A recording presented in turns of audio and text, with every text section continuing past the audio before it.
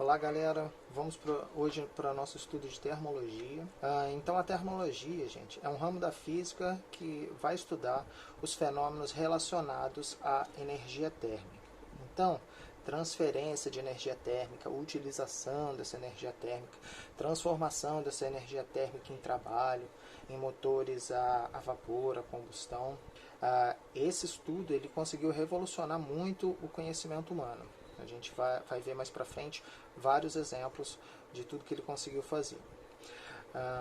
Essa energia térmica, gente, ela pode ser vista nos fenômenos tanto de aquecimento ou resfriamento de um corpo ou de um sistema, ou também na mudança de estado de um material qualquer, por exemplo, a fervura de uma água, né, o derretimento de um ferro. E aí isso ocorre.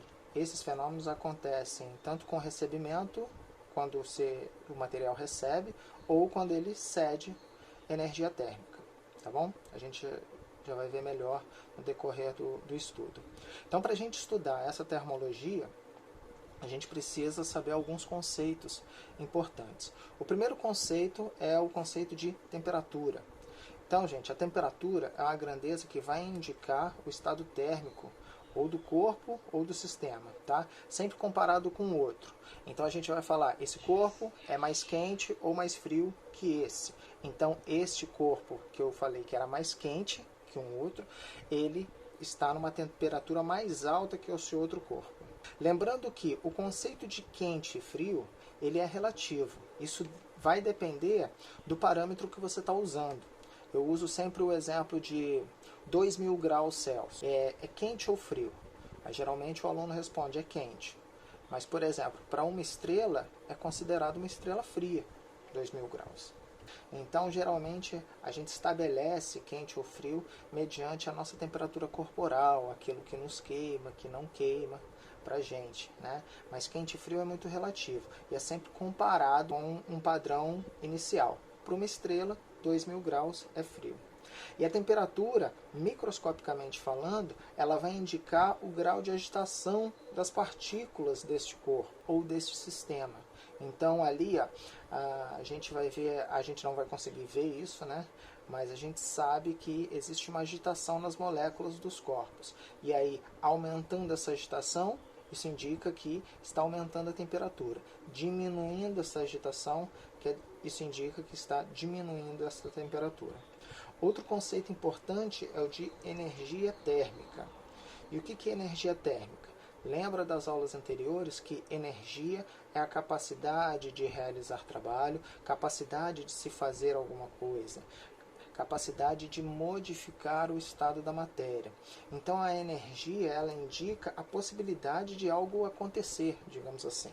E aqui nesse caso, a energia térmica, que está relacionada com o calor, que vai estar relacionada com temperaturas, ela é dada pela soma das energias de agitação, quer dizer, energia de movimento, energia cinética das moléculas ou das partículas que compõem o corpo ou o sistema que você está analisando.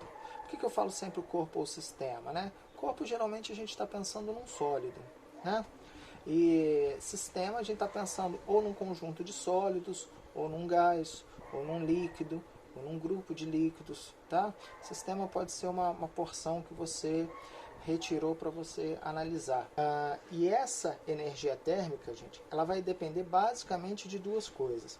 Tanto da temperatura que o sistema ou o corpo se encontra, quanto com o número de moléculas desse sistema. Porque não é só a agitação, a energia cinética das moléculas. Se eu tiver mais moléculas, eu vou ter mais energia, mesmo sem aumentar essa velocidade de locomoção, né? Sem aumentar essa agitação. Então o número de moléculas também influencia. Como exemplo, eu tenho aqui dois corpos idênticos. Aquele que tiver uma maior temperatura vai ter maior energia cinética.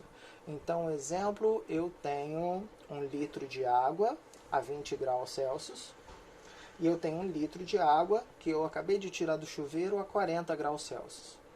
Esse litro de água a 40 graus Celsius que eu retirei do chuveiro vai ter uma maior energia cinética porque ele tem uma maior temperatura. Então é esse parâmetro aqui que eu estou mudando. Agora, se eu pegar, por exemplo, uma gota de água fervendo, retirar da panela e verificar ela, eu vou ter pouca energia térmica. Por quê? Porque é só uma gotinha, tem pouca massa. Estou analisando esse parâmetro.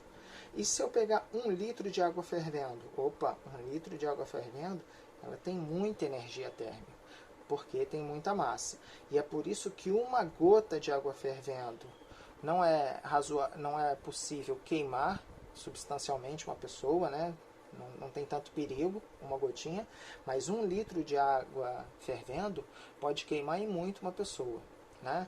Isso porque 1 litro de água fervendo tem muita energia térmica, tá bom? Uma gota, não, tem pouquinho, apesar das duas estarem na mesma temperatura.